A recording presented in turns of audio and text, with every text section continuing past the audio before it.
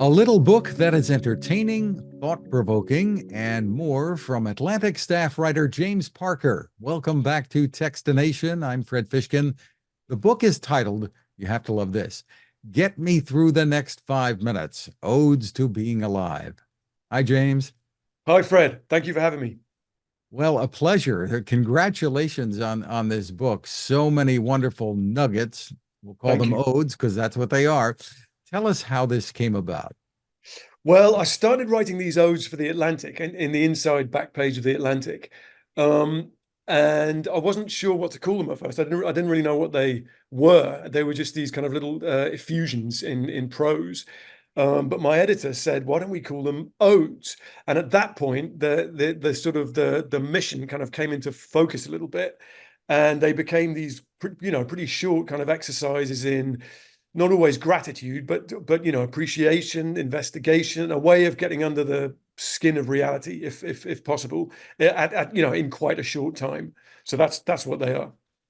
So there are many of them here. So the ode to the crying baby, and ode to naps, Yeah. and the ode to giving people money. Tell us about the process of writing these. Well, first you have to keep your eyes and your ears and your nervous system open to what might be an ode, like what aspect of the world is presenting itself in such a fashion that you might be able to, pay it the homage of an ode. And what I came to understand is that odes are bloody everywhere. I mean, they're absolutely jostling for your attention once you get yourself into that state. So ode to crying babies, for example. I mean, that starts with me on a plane with a crying baby, 10 rows ahead. I mean, most people have had that experience. And just beginning to think about that and thinking about the awesome power of this tiny little person who is actually completely powerless, but has the whole plane kind of at their mercy in a funny way, and thinking about what the terms of their kind of protest might be, why they're crying, what's making them cry. So that sort of thing, Fred. You just kind of go with it, and the ode itself takes you where it needs to go. I mean, that's the idea anyway. Right. And often you're thinking about things in a different way, like everyday stuff, and you go off on a tangent on it. Yeah. There's I mean, I think that's the ticket. If you can find some interest and some pleasure and some satisfaction and some stimulation in the everyday stuff, then I think you're really in business. Then I think you're enjoying your life. And that's they were very helpful to me in that way. The O's they kept reminding me, pay attention. This is interesting. This is fascinating. Pay attention. and there are times when you like to poke or provoke, like the ode to not meditating. Yes. So there's also an ode to meditating, because I'm kind of in both. I'm kind of in both camps there. I mean, I've as any person who's tried meditation will say, I'm a very bad meditator. Everybody says that. That's the nature of meditation. You feel completely distracted and crazy while it's happening. Nonetheless, I did do it for quite a long time. And then I stopped in the middle of the pandemic. I just thought I don't need to level myself out anymore. Everything's flat as a pancake. I need some peaks and troughs. So I kind of gave myself over to the non-meditative state, which is the state of just being shoved around by your thoughts and emotions. Um, and that's what that ode is about. And you got a line in there: close your third eye and open the other two. Thank you for quoting that. Thank you. Any personal favorites? I know it's hard. I mean, it's like you have children, right? So, but any Yeah. personal favorites here? I'm very proud of Ode to the Right Art at the Right Time, which is about me at boarding school in England, and my mother giving me a copy of The Wall by Pink Floyd, the Pink Floyd album The Wall that came out in 1979, and that being a kind of artistic salvation for me, explaining so much to me about Englishness and the class system and the education system and the way in which my a kind of artificial self was being constructed for me, or I was constructing it too, that would eventually have to be broken apart by life, which did indeed happen, thank God. So yeah, all of that is in there. So I'm pretty proud of that one. A lot of inspiration there. So, would you liken this process at all to songwriting? Oh, I've never written a song, so I don't really know. I mean, they do. I do. I love music. I listen to all sorts of music all the time, and songwriters do say that the stuff just comes at them, the good stuff. It kind of floats down, and they're just kind of passing it on. So that's definitely how I feel about the good ones. That they arrive without much strain. I mean, there's obviously a level of craft, if I can use that word, involved in getting it done to the best degree you can manage. But the good ones sort of come at you. Yeah, so maybe it is a bit like songwriting in that way. I mean, Neil Young, for example, he talks a lot about just being ready. You have to be ready for this. You keep yourself in a state of readiness for the songs to come. They're going to pop up like rabbits, and you just have to grab them. But you have to be ready. You can't be numb. You can't be distracted. You can't be addicted. You've got to be ready.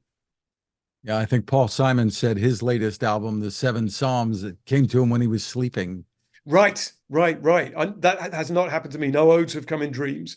That unfortunately, I would love it if that was the case, but no, not so far.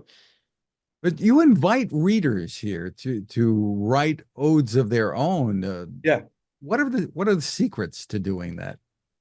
The secrets are the secrets are, I think, to try and come back at the world with a bit of energy. The world is shoving energy at you all the time in a million different forms. And if you can, I mean, you can't match it. I think we're all outmatched in that sense. But you can, if you come up with your own language, if you trust your own perceptions, I think that's really important. Have some respect for your own kind of perceptual equipment, your own operation, and look after it. Don't abuse it. Um, if you and keep yourself, like as we were saying, in that state of readiness, and then I think the stuff will come at you, and you'll find yourself able to write about it, perhaps in a different way than you imagined. I got to ask you this: Mm, being an author, a staff writer for Atlantic, mm. what are your thoughts about AI? I don't know if you've done an ode to it yet, but I'm such a low tech guy. I mean, obviously, I know what it is, but I've never done it. I don't know how to do it or use it for anything. So I've got my head in the sand about that completely, Fred. Obviously, it's not going to going to go away, and ignoring it is not a solution to any of the difficulties or the complications. But nonetheless, that at the moment, that's my posture.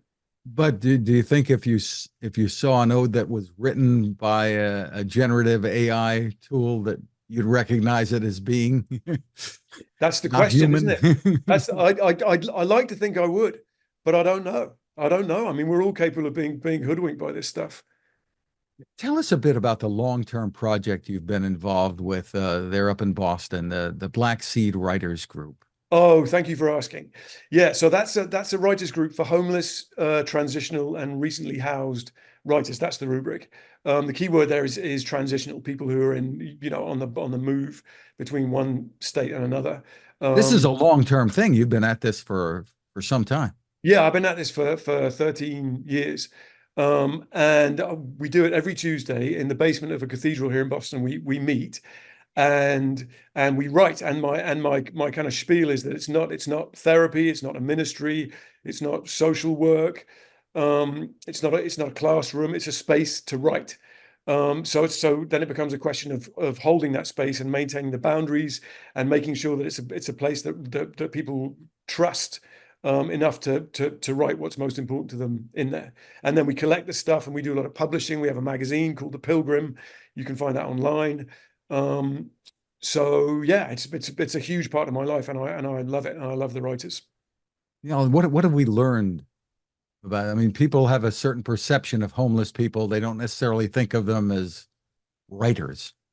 Yeah, I mean, I would say any perception you have, abandon it immediately because you cannot imagine a more diverse, heterogeneous, and fascinating crew. The one thing they have in common, I would say, is that they're aristocrats of experience. I mean, they know a lot more about society and how it works than your average, person like me. Um, so I go to them for knowledge, and they're very generous with it. Just terrific. Congratulations on that. The book again, Get Me Through the Next 5 Minutes, Odes to Being Alive.